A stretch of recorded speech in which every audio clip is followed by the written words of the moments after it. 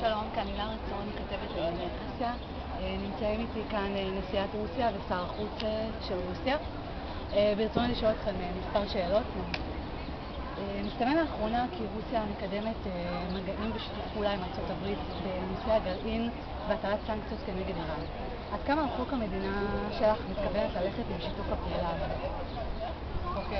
רוסיה מקיימת יחסים בשיתוף פעולה עם הקהילה הבינלאומית בכלל ועם ארצות הברית בפרט.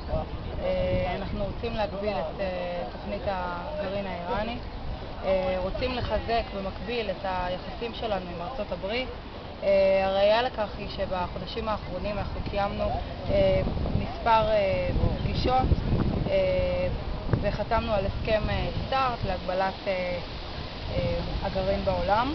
יחד עם זאת, אנחנו לא נזניח את הקשרים שלנו עם איראן. אנחנו מתנגדים לבידוד הבינלאומי שלה לחלוטין ולהטלת סנקציות קשות עליה.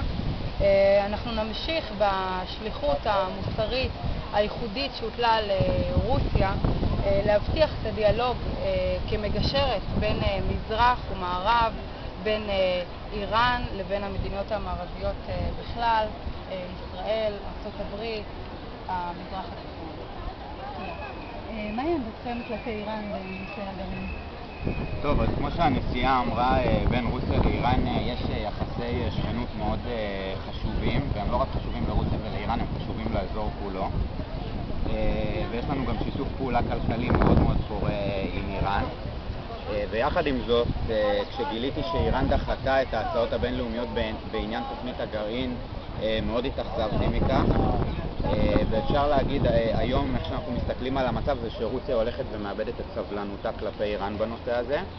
ולמרות זאת, כמו שהנשיאה אמרה, אנחנו מתנגדים בתוקף לבידודה הבינלאומי של איראן, ונגביר את המאמצים הדיפלומטיים כדי להחזיר את איראן למצב של שיתוף פעולה עם הקהילה הבינלאומית. יחד עם זאת, אנחנו גם נפעל ליצור אווירה מתאימה להמשך דיאלוג פורה בנושא הגרעין האיראני בין איראן ובין שאר הקהילה. עד כמה אתם מתכוונים לתמוך בהחלטות מועצת ביטחון של האו"ם? האם גם במידה של ערעור היחסים עם איראן?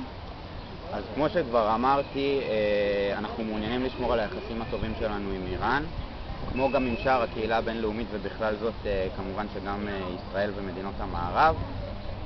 אנחנו נתמוך בהחלטות של מועצת הביטחון של האו"ם בנושא איראן, אבל כל עוד שההגבלות שיוטלו על איראן לא יגרמו לבידוד בינלאומי שלה ולא ישתקו אותה, כי במידה כזו היא תדחק לפינה ולא תיוותר לה שום אופציה אחרת, ואנחנו לא רוצים להגיע למצב כזה. תודה רבה. עכשיו שאלה בבקשה אלייך.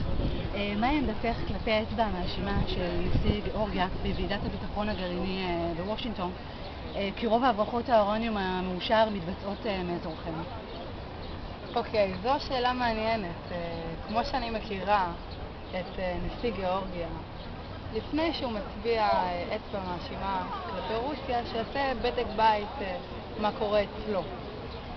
אני לא חושב שיש טעם להגיב לטענות כאלה, במיוחד לאור העובדה שהבן אדם הואשם בפשעי מלחמה. הטענות האלה הן חסרות בסיס וחסרות שחר, ואני לא רואה טעם לענות. תודה. תודה רבה. ושאלה אחרונה לשר החוץ. האם תלכו עד הסוף עם שיתוף הפעולה עם ארצות הברית? כלומר, האם תשתפו את הפעולה בנושאים נוספים? אז ככה, בנושא הגרעין אנחנו כבר חתמנו על הגבלה של הגרעין הבינלאומי. כמובן שככל שזה יקדם את האינטרסים ההדדיים גם של ארצות הברית וגם כמובן של רוסיה, אנחנו נשמח להמשיך עם שיתוף הפעולה עם ארצות הברית, כמו גם עם שאר הקהילה הבינלאומית. תודה רבה לשניכם על הזמן שלכם. כאן הילה רצון.